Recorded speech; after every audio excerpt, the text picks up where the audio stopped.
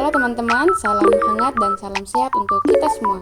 Perkenalkan, nama saya Rusdianti Kaligotama, NIM 2248401039 dengan program studi D3 Farmasi Kampus Politeknik Kesehatan Bakti Sumber. Dalam video ini saya akan menyampaikan atau membagikan tentang penyakit lupus atau lupus eritomatosus sistemik.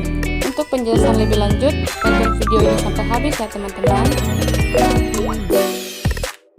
Penyakit lupus eritomatosus sistemik atau biasa disingkat SLE merupakan penyakit sistemik yang memiliki ciri-ciri menyerang autoantibodi terhadap antigen tubuh sendiri, sehingga menyebabkan kerusakan pada organ tubuh manusia.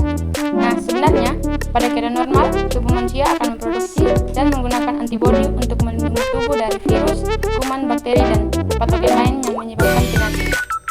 Tapi pada pasien SLE ini, antibodinya malah menyerang kembali tubuh pasien, sehingga dampak dari penyakit SLE adalah semua sistem tubuh pasien menjadi terganggu. Nah, para penderita lupus juga ini disebut dengan ODAPUS atau orang dengan lupus. Apa sih penyebab dari lupus? Nah, ada berbagai macam faktor yang dapat menyebabkan lupus. Yang pertama yaitu faktor lingkungan, faktor genetik, penyakit, infeksi, dan obat-obatan. Penyebab yang pertama yaitu lingkungan. Lingkungan dapat berperan dalam menyebabkan atau memicu lupus karena faktor-faktor eksternal tertentu dapat mempengaruhi sistem kekebalan tubuh seseorang.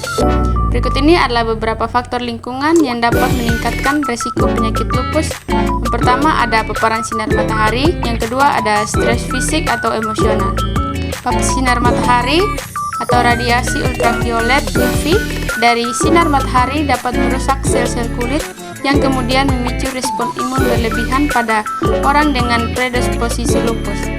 Stres fisik atau emosional, stres ekstrim baik karena cedera fisik, operasi, atau tekanan psikologis dapat mempengaruhi atau memicu penyakit lupus dengan cara mempengaruhi keseimbangan hormon dan respon imun tubuh. Nah, faktor-faktor ini umumnya tidak menyebabkan lupus secara langsung, tetapi dapat memicu atau melemahkan gejalanya pada orang yang memiliki kecenderungan genetik terhadap penyakit autoimun. Penyebab yang kedua yaitu genetik. Gen dapat menyebabkan lupus karena lupus adalah penyakit autoimun yang dipengaruhi oleh faktor genetik. Pada individu daya predisposisi genetik tertentu, sistem kekebalan tubuh dapat bertindak berlebih dan menyerang jaringan tubuh sendiri yang merupakan karakteristik utama lupus. Lupus seringkali terjadi dalam keluarga, menunjukkan adanya kecenderungan genetik.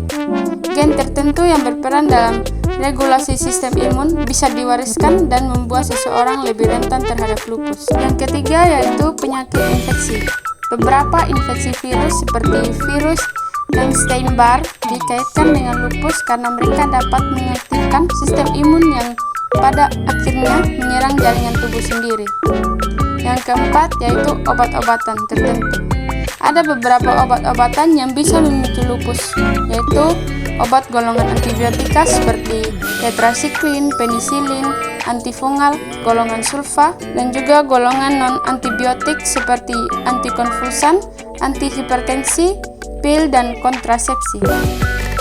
Gejala apa saja yang ditimbulkan oleh lupus? Nah, di sini ada beberapa gejala yang ditimbulkan oleh lupus.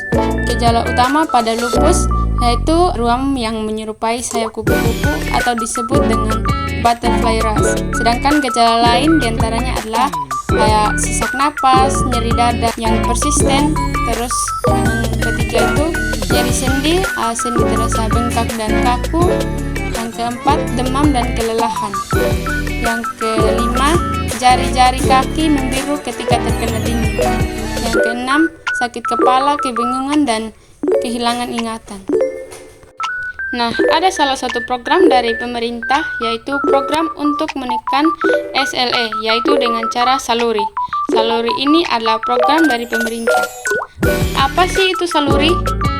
Saluri adalah periksa lupus sendiri, yaitu cara mengenali lupus dalam diri. Sadari lupus sejak dini dengan mencermati sederet gejala dan tanda-tandanya.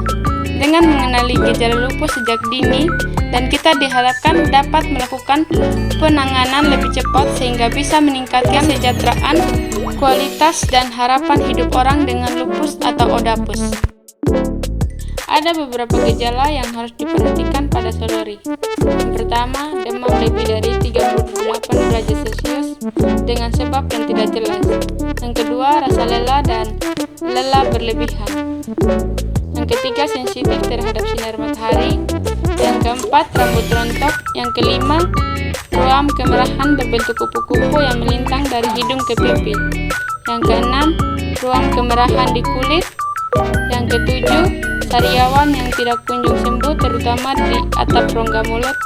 Yang kedelapan, nyeri bengkak pada persendian terutama di lengan dan tungkai, menyerang lebih dari 2 sendi dalam waktu lama. Yang kedelapan, ujung jari tangan dan kaki pucat sehingga keburuan saat udara dingin. Yang kesembilan, nyeri dada terutama saat berbaring dan menarik napas panjang. 9, kecang atau kelainan saraf lainnya.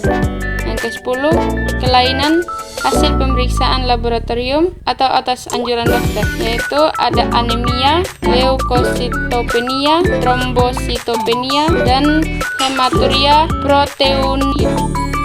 Di sini ada beberapa cara pencegahan dari lupus. Yang pertama, hindari aktivitas fisik yang berlebihan. Yang kedua, hindari merokok. Yang ketiga, hindari perubahan cuaca karena mempengaruhi proses inflamasi. Yang keempat, hindari stres dan trauma fisik. Yang kelima, diet khusus sesuai organ yang terkena. 6, hindari paparan sinar matahari secara langsung, khususnya sinar UV pada pukul 10 hingga pukul 15.00. Yang ke-7, gunakan pakaian tertutup dan tabir surya minimal SPF 30 PA++, 30 menit sebelum meninggalkan rumah. Yang ke-8, hindari paparan lampu UV. Yang ke-9, hindari pemakaian kontrasepsi atau obat lain yang mengandung hormon estrogen. Yang ke-9, kontrol secara teratur ke dokter. Ke-10, minum obat secara teratur. Tujuan pengobatan adalah untuk mendapatkan remisi panjang, mengurangi tingkat gejala, mencegah kerusakan organ, serta meningkatkan kesanitasian. Berkat teknologi pengobatan les yang terus berkembang, sebagian penderita les dapat hidup normal atau setidaknya mendekati tahap normal. Dukungan keluarga, teman, lingkungannya, serta media juga berperan penting dalam membantu para penderita les dalam menghadapi penyakitnya. Sekian dari hasil penjelasan saya saat ini, semoga dapat membantu teman-teman sekalian. Terima kasih, salam sehat untuk kita semua.